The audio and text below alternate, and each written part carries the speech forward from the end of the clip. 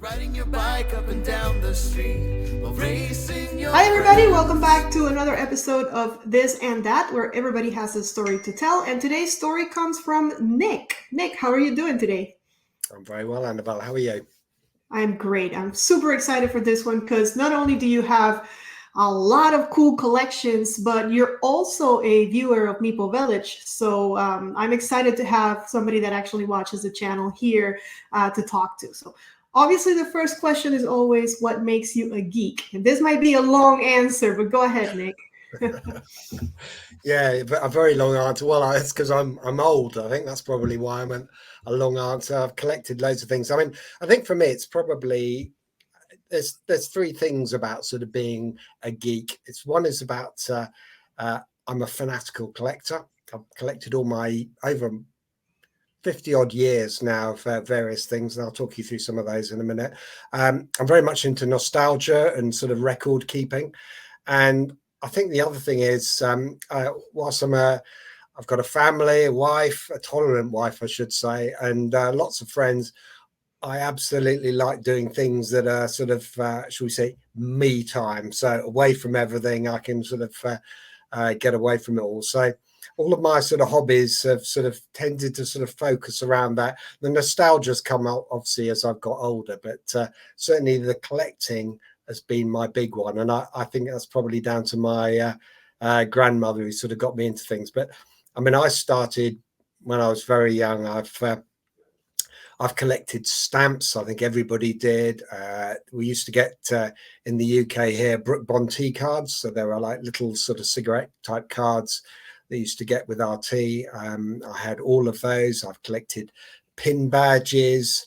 I've collected fossils, computer games. I've done Airfix models and figures. Lego. I've loved Lego as a kid, and both my boys liked Lego when they were growing up. So we ended up getting all the sort of SpongeBob sets, and then all the what were the other ones? There were minor sets as well, and Pharaoh Quest ones. And again, I think that was the sort of eccentric completer finisher in me, wanting to get everything just for the sake of the fact I could do it. And you know, I haven't stopped with Lego. I've gone and bought the SpongeBob set recently, and not the SpongeBob, the Sonic the Hedgehog set recently, and I bought the Disney 100 sets as well, which I think are really fun. So I don't think you're ever too old for Lego. Definitely And not. and there's other things, you know, Action Man. I've got comics. I love comics. I've got a lot of there's a Disney theme. I grew up with Donald and Mickey comics, so I've got all of those from when they were issued in '72, and of course I had to then collect them all in good condition with the free gifts and things like that. And then probably about 4 years ago, I don't know what set me off. I suddenly got into sort of fantasy board games again. So I'd very much sort of done the whole Dungeons and Dragons and wargaming, sort of World War II wargaming when I was younger in my teens. And then that sort of all sort of died a death, really. And I used to play a lot of them on the computer, sort of Final Fantasy and that sort of stuff. But then I don't know, I just suddenly got into it, and I bought the Lord of the Rings, the Middle Earth set. Then of course I had to buy all of them, and then of course I had to paint them all as well. So that's then led to sort of Dark Souls, and in fact, actually, one of the ones I'll show you. One of the ones actually I got off the bat, it's linked to one of yours, was the Princess Bride. This is the follow-up one, the Lord of the Rings, which I'm just doing at the minute. I've just finished painting those. So yeah, love all that sort of stuff. And actually, it's quite nice. My youngest son's 24 now, and actually we get to play some of the games together, but also I can play them on my own as well, because I don't have many other geeky, nerdy friends as well that want to do it. I So all of understand. mine are sole player. Yeah, I get a lot of solo games just same reason, because you need other players, and sometimes you just want that alone time and you want to play, and you want to immerse yourself with whatever amount of time you want to spend. You just you and the game, and it's just so fun. Oh, Um, absolutely. And painting Yep. them's therapeutic as well, I find. I mean, I love the figures and the fact that you said, I mean, I have to have a magnifying glass now to see what I'm painting. Oh yeah, But the fact that you can actually do that and, you know, really see the figures and everything else, I just, I think it's brilliant. definitely. So I guess that's my sort of, I guess, journey. That the big collection though that that I guess I'm probably better known for is my collection in breakfast cereal, premiums, and toys. Right. So I've got, I mean, it's a really weird claim to fame, but I've got probably the biggest UK collection in this sort of stuff, and I've got a website that I've pulled together about 10 years ago, trying to archive it, because one of the things I found was we've all got memories of childhood and when we opened our cereal up when we were a kid, and we were always fighting for that sort of special toy, and you never blooming got it. It was always a double or something else. Definitely. Anyway, for some reason or other, I mean, it's for me, it's that whole nostalgia element really came out, and I saw some of these at a toy fair, and it just really brought back good memories. So I ended up starting to collect them, and actually I found fellow sort of strange people that also collect them. And the great thing about cereal toys is that they cross over so many other sort of genres in terms of, you know, I could be into, I don't know, James Bond or Star Wars, which I know you like, or I don't know, anything, Pokemon. Everything seems to have been covered at some point or another with cereal. So a lot of collectors have got cereal toys in their collection. I've just gone a bit further and just focused purely on cereals. So so I've done that, and in the last sort of 5 years, I set up a YouTube channel as well, because I wanted to preserve the sort of history for this, because there's actually no records anywhere of the toys, and you can work it out from sort of comic adverts and things like that what was issued, but it's amazing how many people remember these things, but they don't remember what cereal it came from, or if indeed it was a cereal toy. So I'm trying to sort of I guess capture that and show what some of these toys look like and what they actually like to use nowadays in terms of you know, playing with them and bringing them to life. And if it's a soda sub, making it hopefully go up and down in the water or whatever it might be. And there's nothing better than seeing the joy of somebody when they recognize something from their youth, and you get that sort of, you know, almost like that light bulb moment. I've been watching a lot of the cereal videos on your channel, Cereal Mad, and for me, I guess I was never really like we didn't eat a lot of cereal when I was young, so for me it was like, oh my gosh, all these things came in cereal boxes. Like it's so cool. Like you mentioned, it's very different. You can get anything from Star Trek, Star Wars to like army toys and scuba divers. It's such a variety that is so cool. And if you want to check out Nick's channel, just the link's going to be down there, Cereal Mad. And what is the name of your website? Because that I have not checked out, but I would love to. All right, that's cerealoffers.com. Okay, So you can see it, and I mean, it's only focusing on UK cereals, but it's got all the sort of the Weetabix, the Shreddies, the cornflakes, all those sorts of ones in there. So many hours of photographing and uploading of images and writing this sort of stuff, and it's quite funny. You know, I've appeared on a few TV programs with it because it is so sort of weird. yeah. I think is how I I was going to describe say, I've it. seen you've been on TV, you've been on interviews on the radio. Like you are very popular, at least in the UK, and I'm sure that is crossing over to the States and everywhere else because you have a lot of subscribers on your channel as well. Well, you know, Mark Hamill himself, Mr. Luke Skywalker, he's got a massive collection of cereal packets. So I'd like to meet him. Actually, it'd be great to share packets, wouldn't it? But I can't see that happening for a moment. I want to know how you found out about that. Because how do you It was know? in the local paper. Well, not one of the papers we have Oh, here in the UK. So, okay. but yeah, I don't know whether he collects it now, but yeah, collecting the packets is quite something. I mean, I've got some packets here. You know, some of these packets here are sort of mint packets from the 70s. So I've got a really nice Star Trek one. I've just been filming actually. Star Wars one. I've been filming actually from 1978, which is very collectible. So that's going to be featured in, I don't know, probably next year, May the 4th next year, maybe. May the 4th, got you. What's the oldest cereal box you have in your collection right now? The oldest one I had, I don't actually have it anymore, but I actually had one from about 1932. So it's Rice Krispies, and that's when Snap, Crackle, and Pop appeared. And it's amazing when you see it, the actual size of the packet then compared to a packet now. You know, it was a diddy little packet. But I've got a number of nice cornflakes ones. The cornflakes did a brilliant set of cowboy and Indian cutouts from 1950. They're quite fun. So I've done a video on that, which will be published fairly soon. But yeah, the Rice Krispies one is the oldest one.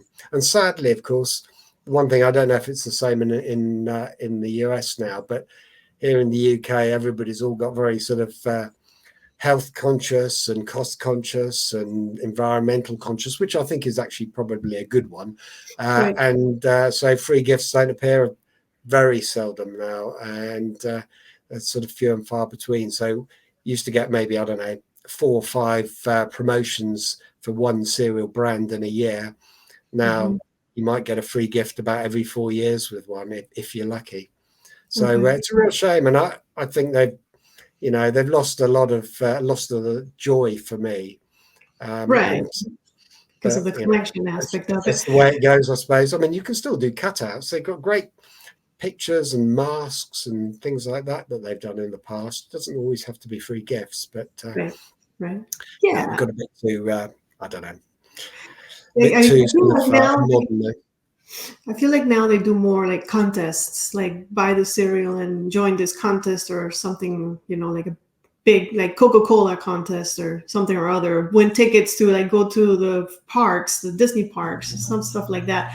But I feel like what you said is true, like the thrill of getting something, it doesn't matter how big or little it is, it's just finding that in the box. That was, and there are other things that do that as well, like Cracker Jacks and stuff like that. And what you get like a sticker, but it was the thrill of, oh, which one did I get? Let me ask you this, you might know this, who started all this? What company was the one that decided to put toys inside boxes?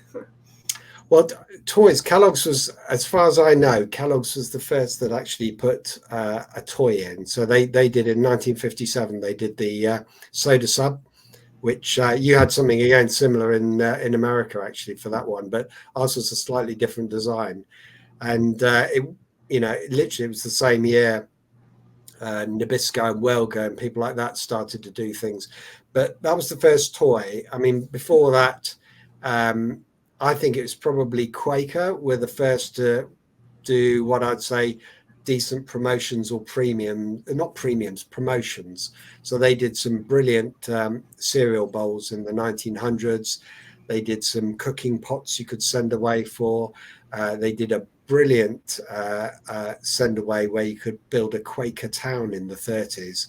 So they were really on the ball. Some of their stuff was a bit ropey, like the Quaker Secret Society you look at now, where they're all making black hoods for themselves, for encouraging kids to do that. You do wonder what the background there was, but Quaker really sort of led the way on that. But it was Kellogg's that gave the first toys, and Kellogg's actually, I think they gave the first free gift, which was a card in the sort of 1950s as well, early 50s. So so been around a long time, but the others latched on very quickly. Of and we've had course, some brilliant offers over the years. You see something that's working, you want to jump into the bandwagon. Let me ask you this, and this might be a really tough question. So if you can't answer it, that's okay. I understand, because your collection is very extensive. What is the favorite thing that you have found through collecting all of your cereal boxes? So what I absolutely crave for is, and again it ties in with my youth, is the 1970s and Tom and Jerry.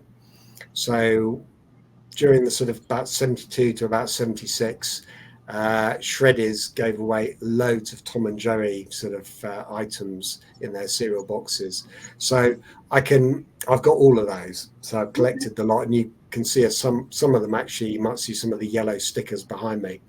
But for me, It's the packaging, which I think I've got one here, actually. Did I have one? I did have one. Which I've totally misplaced. Oh, I showed you that one earlier. This is one that I had from. Oh, here we go. There it is. Found it. So this is a spoon-sized packet. So this is a mint packet. This is from 1972. So Nestle, who were formerly Nabisco, they used to produce their all their sort of shredded wheat and shreddies and everything else in Welwyn Garden City. Anyway, they closed their production over here in the UK about 5-6 years ago now, and they're basically shutting shop. Anyway, luckily, somebody who actually worked for them saw this big stock of boxes that they had accumulated from over the years, and they'd got dump written all over them, so they were going to get binned. Anyway, luckily this guy went and scooped them all up and then sort of proceeded to sort of dish them out to all us collectors out here. So this for me was like the holy grail, and I've probably got about 80 different packets all relating to Tom and Jerry from that period. And those are the things that are going to get buried with me if when I die. I understand. So yeah, that's my favorite. That's great. Listen, that's awesome that you got your hands on something that reminds you of your youth. Because what's better than that? And you can pass it on to your kids as well and show them, hey, this is from. Yeah, no, I think they'll probably just bin it. I mean, they'll keep some of the bits and pieces, but well, you'll see, I'm into family history as well. Actually, I've got lots of sort of medals and things. And the swords aren't mine, by the way. They were just family swords that I've sort of inherited. So again, it's all that nostalgia, and yeah, all that stuff will be passed down. But the cereal stuff, I'm not sure they're going to be that worried about. Let me ask you about storage, because I know even though the toys are little, when you have so many and you're keeping the boxes and you're keeping, probably takes a lot of space. So how do you manage that? Yeah, so well, you saw the packets are all flat packed. Right. I've got a fairly large loft, thankfully. Okay. I've got to a point now though where I'm being selective about what I collect. So I've actually sort of shifted a fair chunk of my collection on of various bits and pieces, because again there was just too much of it, because I was collecting all the different packet sizes, different print types and things like that, which is really obsessive, really. And I think my wife was just sort of starting to lose patience. So I am trying to thin it down a bit. But packets, I flat pack everything. Things go up in the loft. I've got things in the garage, and the things that are really precious, I guess, that I like to see, I've got on my bookshelf behind me. And that's the problem I have with collecting, is a part of me wants to own everything, but also I get really annoyed with myself, the fact that it then gets stuffed in the loft and I don't get to see it again, which again was part of the reason for actually doing the website and the YouTube channel, because again then it becomes much more visible if you can take photos and see things and refer to them or whatever. But I like to, it's nothing better. Here's one of the great figures that came out. So I don't know if you can see that little crab. So it's Seabed Serenaders, Neptune. I think again you might have had these in America, R&L, but it's great that you can pick them up and they're so tactile. They're great. Love it. And I gotta say, I've been watching, like I said, your videos, and very good quality. You show stuff like like once you watch the videos, you have such a good. It's like you were there. all you're missing is touching them, but you show all the angles. You show close-ups. When you do the Legos, you show them in the bag, and then you show how you're building them little by little. So very, very nice. So guys, go check it out. It's definitely worth a follow. And just diving into the world of all of this, because this is really, really, really cool. But we got to talk about board games, because I know people want to hear about board games. So you told me you started with D&D. How'd you get? Is that the first game that got you started into the hobby? Yeah, I think that was the first one that got me into sort of the fantasy stuff. I mean, I used to, as a kid, I used to have little Airfix figures. So again, no, they're only the really small ones. And we used to sort of, use pea shooters and sort of flick them down, and marbles and things like that to roll them. So it was very basic board gaming at that sort of age when I was young. But then, yes, I did get into Dungeons and Dragons while I was at school with some of my friends. Okay. And then I guess the other one I had actually, which I really liked, was SPI. They did a game called Death Maze, Okay. which was a really basic sort of small sort of card-based type, push up cards that you sort of created these sort of mazes randomly at. And again, that was probably the one that really got me interested in the whole dungeon crawler type game. And I still love it. I've still got it actually, and I dusted it off the other week. Actually, I was debating whether to make a film about it, because for me that was really the first one that got me started in it. Then of course I went on to computers. In the early 80s we all had ZX Spectrums and Commodores 64s over here, and so of course you used to get quite a few games on there, or text-based adventures. So I like those very sort of old school adventures where you just have to input, eat apple or whatever, just to find out what happened. And in fact, I've just started to write an adventure as well. So, oh, that's awesome! Oh god, yeah, I've just done the first run of it. Actually, it's brilliant. What's available is there's a website called or a tool called Adventuron, and you can really simply write your own adventures, text-based adventures, and upload graphics. And so I want to complete an adventure and do that. So that's awesome. My latest mission. So it's just like you also collected video games. I saw a picture. Yeah. So you were also doing that. Yeah, I'm not so good at. I think I've got much slower now. I mean, I used to have all the Sega Master System games, and then I went on to the Mega Drive, and I've got a PS4 and things like that, and I like the sort of slower paced games now. I can't do Call of Duty. I used to play it with my boys, and when I could beat them, it was fine. But when it got to the point where I couldn't even see where they were and they were shooting me every 5 seconds, I thought, no, my time on video games is over now. So I now just play retro games like Asteroids or Space Invaders, and just a quick 5 minutes on that. Mm-hmm. But you got back into board games with Journeys of Middle Earth, Lord of the Rings, correct? Yeah. Brilliant game, and I love the fact it's app based as well. One of the things that really does my head in is games where the rules are so complex. I mean, I'm one of these people that I think I like to pick something up. I never want to read any instructions of anything. If it's an electrical appliance or whatever, I just get straight in, plug it, and try and work out how to do it. And I do struggle with games that have got 50 pages to read through to actually work out, and then it's got millions of tokens and all the rest of it. And I do like the fact that Middle Earth was fairly simple. I mean, as it was, the great thing about channels like yours and others is it's great to see somebody else play it, because actually you get a good understanding of how it flows and the game works and all the rest of it. So that's how I've actually learned some of these other games, by actually doing some of that, reading the rules. Some of it sticks in my mind, but actually I'm very visual, so I like watching the YouTube videos to see how they play out as well. And I really like that. I think apps are brilliant. I do get concerned though as to whether in 10 years time the app will still be supported, or if I'll just have a board game with some painted figures. But hey, there we go. And I think that's a lot of people, there's a lot of controversy whether people like the app or do not like the app. And you're right. I was trying to play a Star Trek game the other day on my VR, and I can't open it anymore. It's like, I never got to play it. I bought it and I tried it, and I'm so frustrated. So you're right. There is that concern. So I guess my advice is play it to completion now when the app is still working. So tell me, how did you find Meeple Village? Because I know you've been watching our videos. I know you've commented, which I appreciate. Thank you for the support. How did you find it? Purely because of the fact I bought these guys. So the problem was I went and bought Lord of the Rings. I then started to paint those figures, and then I started to get the bug for it. And then of course I wanted more of these games.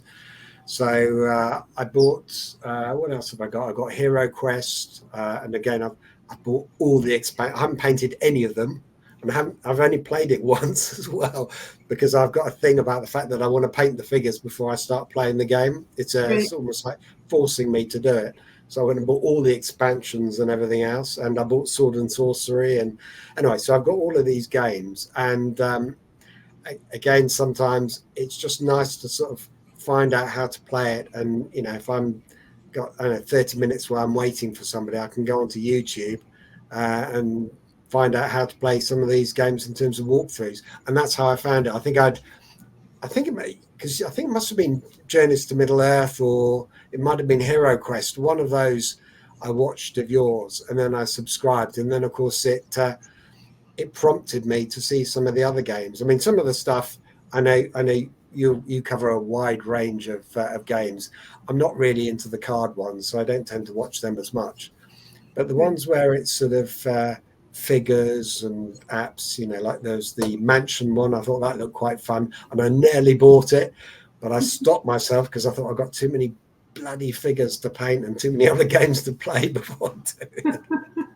I've got to control myself. I really do. It's I understand, and Hero Quest, for example, has so much furniture they have, which is so fun to paint. By the way, I would rather paint furniture than paint people's faces. Like, I do not enjoy painting eyes and all that stuff. I do it because I have to, but but that stresses me out. The rest of it is therapeutic, but when I get to the face, it's like, do you have any tips for painting for all viewers or me? I'm asking for a friend.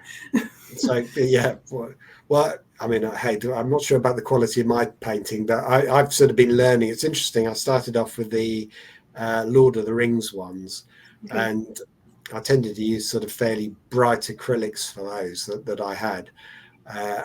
And then I went on to somebody, and they showed me these speed paints that you can actually get.